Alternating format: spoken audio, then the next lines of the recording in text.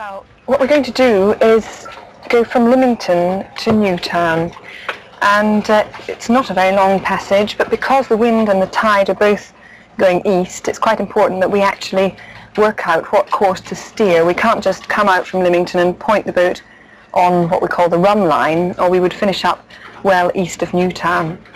So we have to allow for some tide, and the way to do that, we've looked up the various hours of tide, and taking the Diamond B and Diamond C, having a look at them because we're going across a shallow bit of water and then a deep part.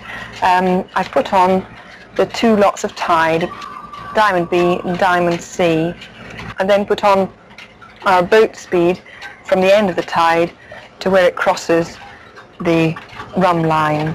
And this line here is in fact the course that we will have to steer, assuming that we maintain that boat speed, which I've allowed as 5 knots. Change in wind strength or direction may modify the boat's heading and speed, but essentially all the relevant information has been organised and is available for the navigator to use.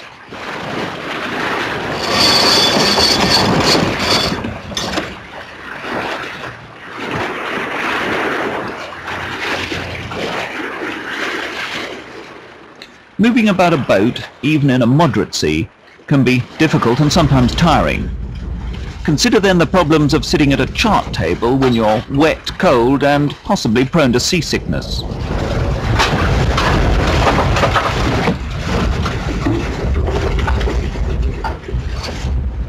Sea time and experience help overcome these problems, but the preparatory work done before leaving harbour will in practice make life a lot easier.